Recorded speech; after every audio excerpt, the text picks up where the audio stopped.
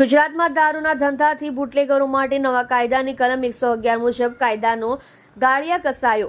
હવે બુટલેગરોને પણ ગેંગસ્ટરોની જેમ નવા કાયદા BNSની કલમ હેઠળ આજીવન જેલમાં ધકેલી શકાશે.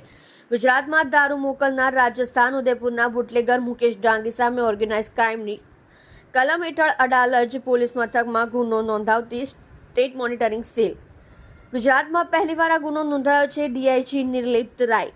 અગાઉ ઇન્ડિયન પિનલ કોડમાં આવી કોઈ જોગવાઈ નહોતી. BNS એટલે ભારતીય ન્યાય સંહિતામાં નવી કલમ હેઠળ કાર્યવાહી થતા હવે બુટલેગરોને પણ ગેંગસ્ટરની જેમ આજીવન જેલમાં ધકેલી શકાશે.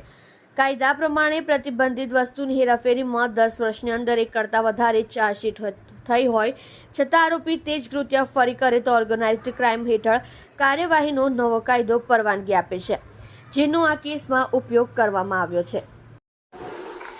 ન્યૂઝ એન્કર ગુજરાત મિશ્રાની સાથે રિપોર્ટર શાહરૂખ ખોખર, અહેમદાબાદ ને જુઓ બ્યુરો ચીફ સોમવાર ટાઈમ ન્યૂઝની સાથે.